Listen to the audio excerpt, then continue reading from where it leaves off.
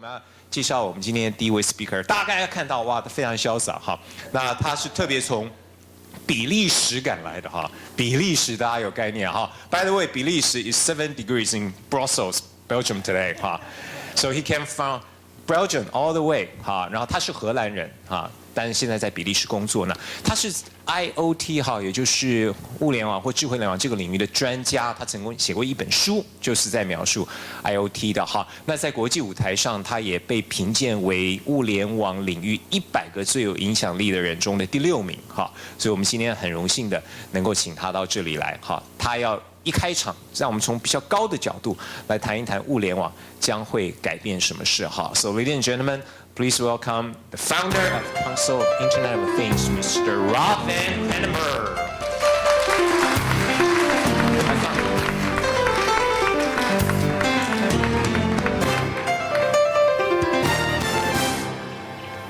So good morning, and I'm very happy to be here for the second time. So I'm very honored to have been asked back. Probably the first time was okay. So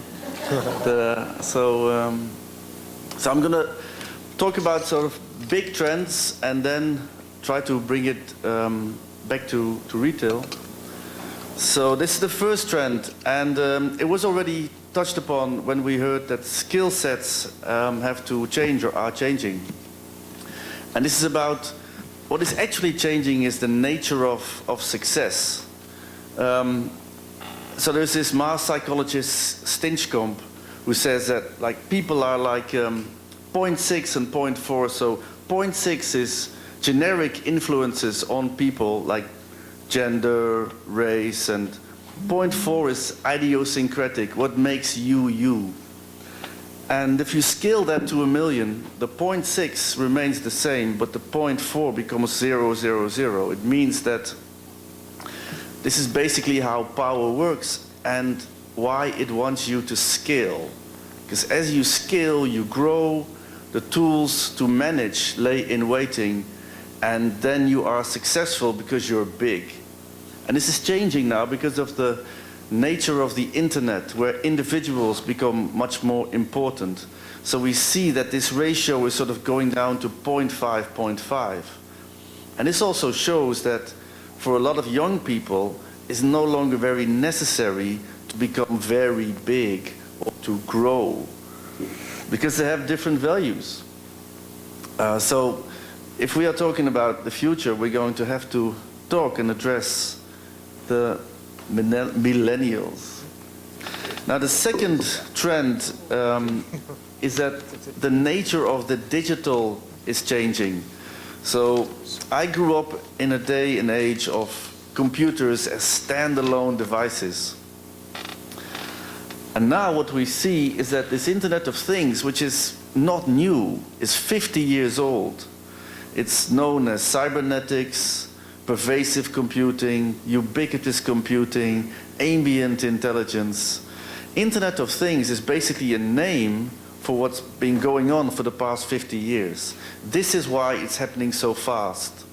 It's happening like a tsunami a little bit. We saw, for the past 50 years, we saw lots of little things happening, and now it's coming together and it's happening very fast, but it's not new. The engineers know it's not new. So we have this triangle, and this is very leading. And this triangle is us. We all have smartphones here. We find it very difficult to leave them at home. When we lose them, we really, really are in trouble. So it's us, we as humans. We want this data, we need this information. Sometimes it's even becoming an obsession, but still sort of we want it. Then the second driver is RFID, radio frequency identification, and near-field communication, NFC coming to you, two-way RFID. The NFC tag has a hard-coded URL in or on the package of coffee. You put your phone next to the package of coffee, your phone is always on, so it builds you a page and you get information tailored to you. If you have your Facebook on, this will happen in Facebook. And so your Facebook friends will see that you're buying this package of coffee, and if you find 2 or 3 other friends, then you can buy that coffee for a bit cheaper. These are the things that will happen or are already happening. The barcode is from 1974. So also that has been going on for like 30 years. And it was a huge operation to get the industry to sign off a little bit of their data and start sharing that across the domains. But they did it because they realized that if they had a good logistics system, they would all benefit. This is now leading to things like object name server ideas, ONS by GS1.org. Two barcode organizations came together to build a new RFID standard, EPC Global. That's pretty big. It's actually the idea that we will have a cloud where all the objects that we have are going to be stored somehow. This took me a while to understand. Every jacket, every item, every object to be uniquely traced.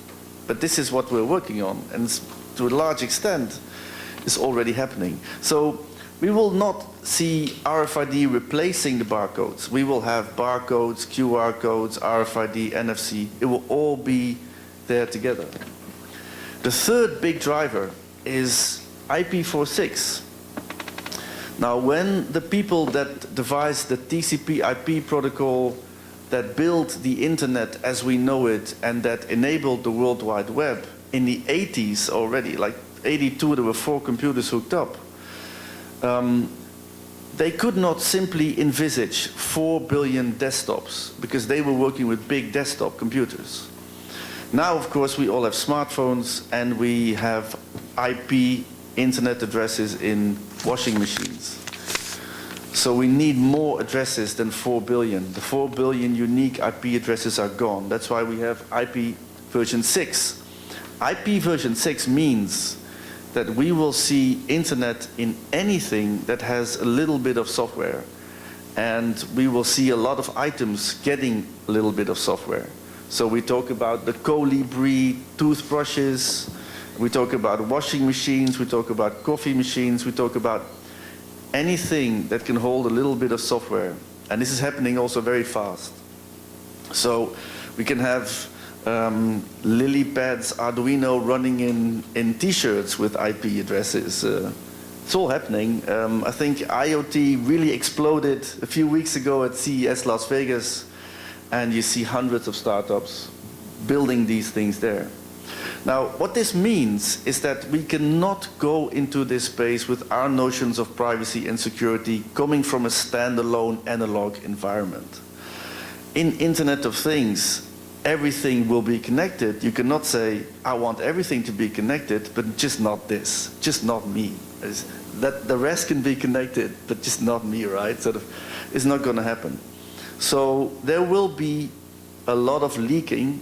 That means that you will lose a lot of data that you don't know that you're losing, but this is going to be the default. We are going to have to build systems, very integrated systems, that will have authentication when you enter the system and security very close to the object and flow in between. So this can only be built as a system, not as a sort of set of services. But it's very difficult for our current systems to understand this because they keep wanting to put security on every item or to put security where you can simply not put it when it's this. So, yes, very good food, of course, in Taiwan. Sort of. Now, what we will also be seeing is a lot of over-the-top players. We see Uber, we see Airbnb, and we see Helpling, which is like a German company that where you can buy help for the home. But this is handy, and this is in San Francisco growing, and this is you pay $18 for anybody that you want to employ for some kind of work for an hour. This is growing fast, and this is something that we have to address in this whole context, because it means that what will this mean for our nations, or what will this mean for our public infrastructure? Who is going to pay taxes to whom in these systems? So we cannot stop these systems. We don't want to stop them, but we need to think about them in an integrated way. So what is also changing is the nature of power. So in Internet of Things, power means having the gateways that link up the networks. So we have basically 4 big technical networks. The body area network, where we have wearables. The local area network, where you have the home and smart meters. The wide area network, where you have the car and mobility and telematics. And the very wide area network, where you have the smart city concept. Now look at what Google is doing. Google has 2 ways into any network. So they have the lens and the glasses for the body, for the wearables. The glass not really picking up, but they will probably have like a belt coming out soon or something else, or a t-shirt.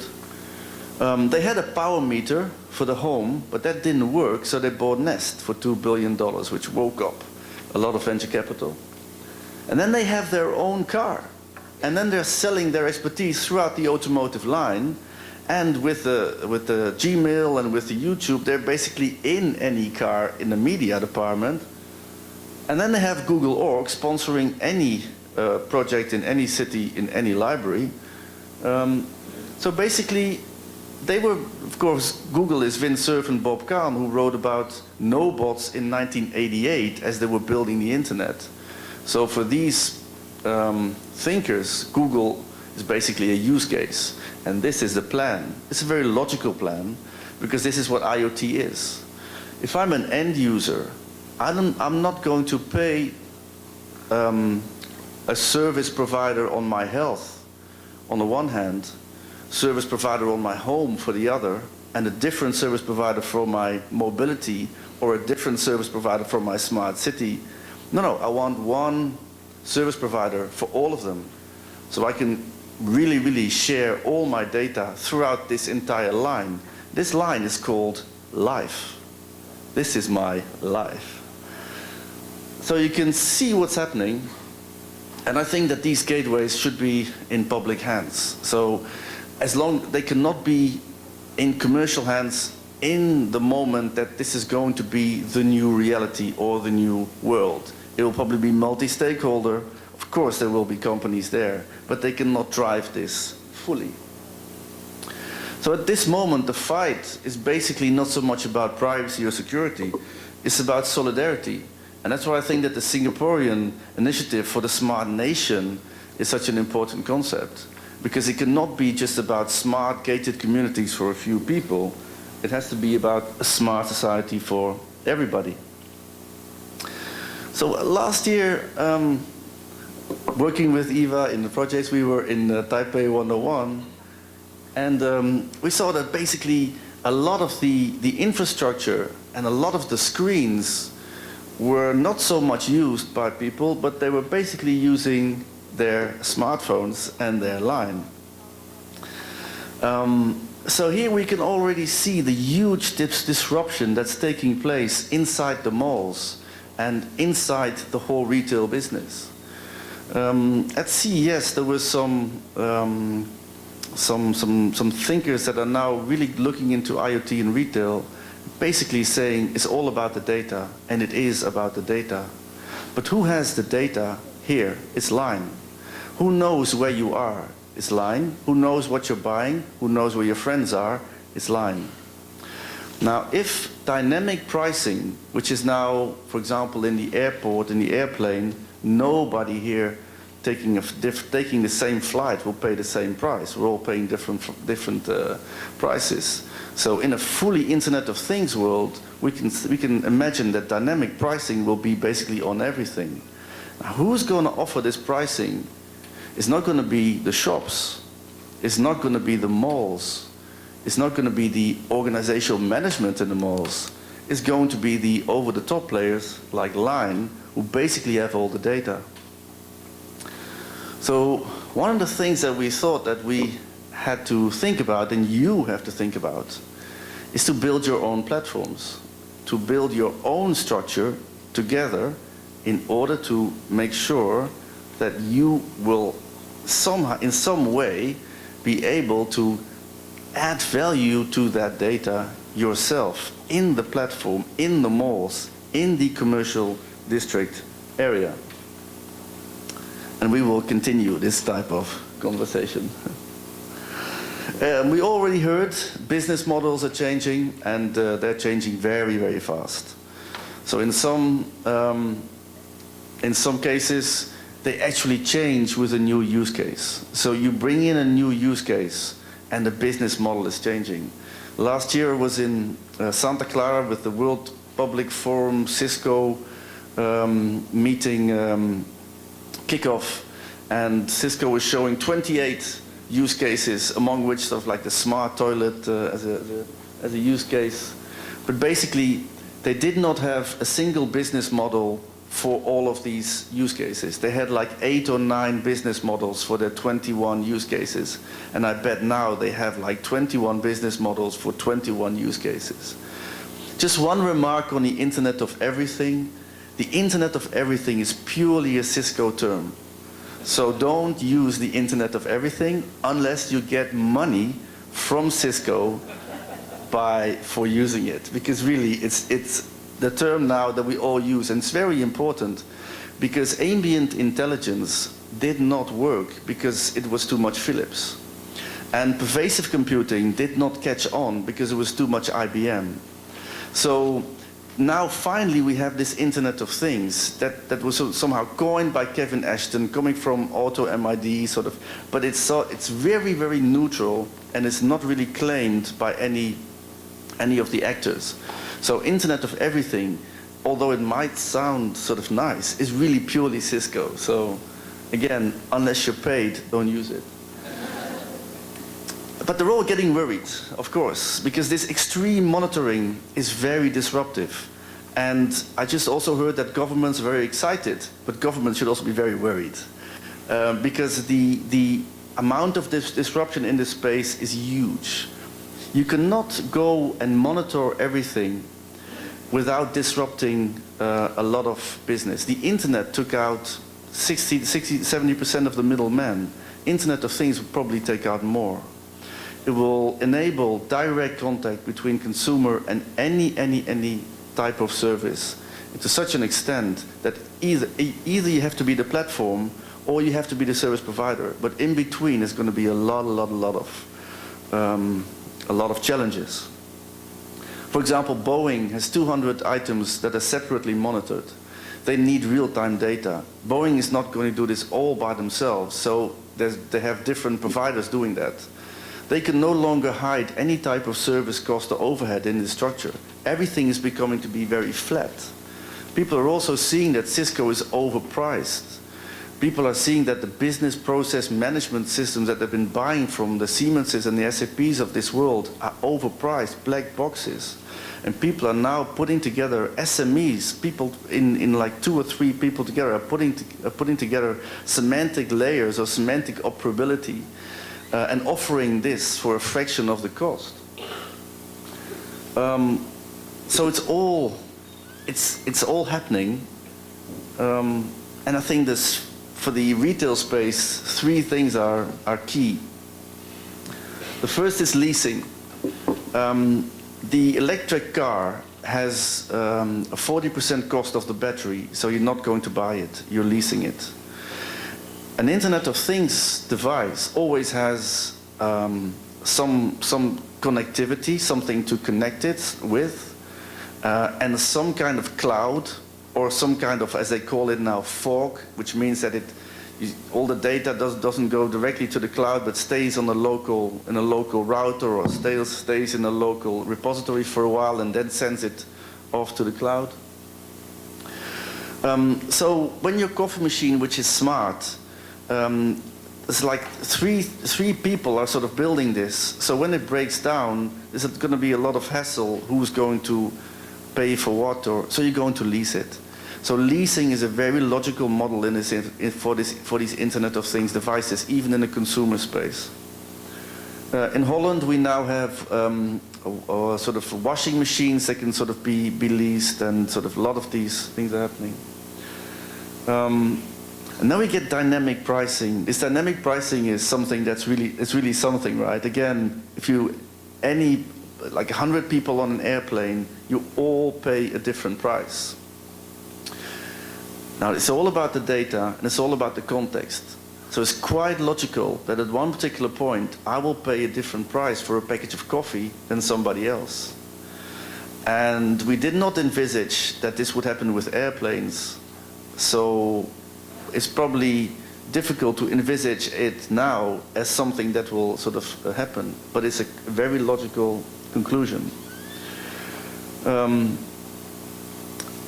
Think about your clients and think about your customers for a lifetime. Try to grow with them. And the beauty of this leasing is also that you can then collect the items and you can dispose of them also collectively. So recycling and reuse becomes really logical. Yeah, I think this is about the fact that these sort of over-the-top players like Uber, like Airbnb, like the Helpling, also like Google in a particular sort of way, are basically already doing this. So the dynamic pricing of Uber, actually they got a lot of comments when during a snowstorm, I think it was a snowstorm, they raised their prices highly. So, but sort of they have a lot of indicators and parameters on which they can actually start doing this. And of course, this fundamentally affects the very notion of the retail as we know it, where a lot of people invest in buildings, and then they invest in making these buildings nice for people and putting things in there. It's the things that are paying for all of this. But now we see, and Lion is definitely one of them, players that can actually start offering dynamic pricing directly with customers. And they don't really are going to bring back value to the building or to the retailer itself. And then we have the whole notion of online and offline. And this basically means, I think, that domains have to work together, because you're all going to be hit horizontally with all these effects. So if you're in the shoemaking business, talk to your competitor shoemaking businesses. If you're in the bakery business, talk to the bakers. If you're in the fashion clothing business, talk to your competitors. Start investing together in the infrastructure, in the service system, in the platform that you want to build. You cannot do this on your own. You cannot survive on your own all these sort of perfect storms that are now forming.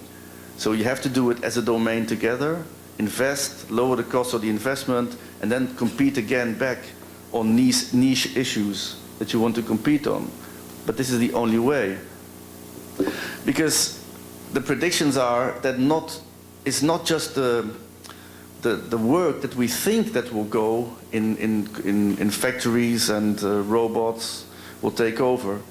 But in 2020, with like 0.98 accuracy, accountants are going out.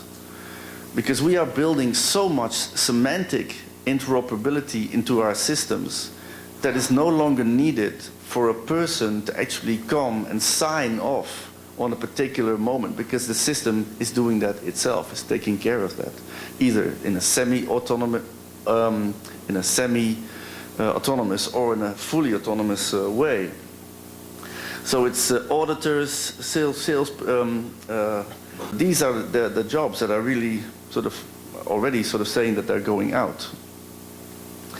Then, of course, we get the whole combination of virtual reality and walking in the real. So Facebook experimenting with the Oculus Rift. So my final slide is basically saying that well, it's kind of a new field, and when it's a new field, you get new players, and the old players have to change roles. So you who are competitors now, maybe, if you keep behaving like that, you'll be in more trouble than sort of not. So you have to find new ways on which to work together and get down to the real added value that you bring to customers, to the end user. So we cannot only talk about privacy, security, because this is way too defensive. It will not create enthusiasm for this new space. But this space will also not happen if there's no trust. It will also not happen if there's no kind of ethics, if there's no real authenticity, if people don't feel that you're actually doing this for a lot of good reasons. But I think the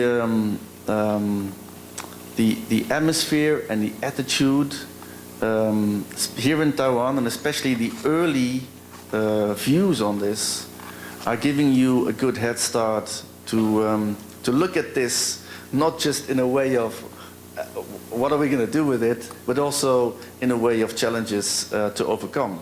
Thank you. Thank you, Rob. 好，刚才 Rob 用很短的时间跟我们谈到了几个大趋势，我帮大家整理一下哈。他告诉我们在智慧联网的时代，很多东西都会改变哈。第一个就成功的定义改变了哈，在座可能40岁以上人从小到大所受到的教育是成功一定要不断成长哈，你要努力，你要创造大的事业。但是我相信大家在台湾自己可以看到，因为网络的存在，好，一个年轻人可以在他的房里当宅男，发起整个学运哈，所以你会看到网络已经基本改变了成功的意义哈。那刚才 Rob 也告诉我们不止成功改变了 digital 这个事情也改变了哈。过去我们谈 digital 可能是上网，现在我们谈 digital 是谈智慧联网 IoT of things， 所有的东西都会连在一起哈。那将来 IoT of things 就会成为数位革命一波新的推力哈。那第三个 Rob 谈到的是 power 也改变，谁有权利呢？哈，过去可能大公司有权利，大家我们都知道，现在我们每天人接触最多的就是 Line， 使用最多的就是 Line 将来会变成最有权利，为什么？因为它拥有我们所有人生命的足迹跟资料。好，所以这个是值得我们深切去思考的一个改变。那最后一个跟我们大家最有关的就是 business 会改变了。好，我们每一个今天在座的朋友，你们所处的公司，你们所做生意的方式改变了哈。大企业不用讲，像刚才 Rob 提到，像 Cisco 这些公司哈，因为它过去可以跟你收很高的价钱，因为没有 IoT， 没有透明化。那将来 IoT 时代，所有东西都连在一起之后，它也许没有再有这种权利啊。如果你是大公司的话，那最好提早产生警觉哈。那如果你是小公司的话呢，恭喜你哈。像刚才 Rob 提到的一些新的企业，比如说像 Uber， 这个我们在台湾的朋友很熟的哈。他们因为把握了这个 IoT 的潮流哈，他们将来很少的一些人利用这个共享经济，就是刚才 Rob 讲的 sharing economy 哈，就可以创造非常非常大的效应，它的市值可能都超过传统的大企业哈。那最后 Rob 给我们做了一个结论，对我们大家今天在座各位的启发是什么呢？哈，来大家看一下第二段的第一行哈 ，talk about sharing economy， 就是将来不是我们一群人关在房间里想要怎么样做一个公司，将来我们是2、3个人借由 IoT， 想想看怎么样动员所有的人去做一个伟大的事业，这就是 Uber 成功的方法哈。那我们再次掌声，谢谢 Rob 给我们 ，Thank you。Thank you, Rob, for your inspiring talk.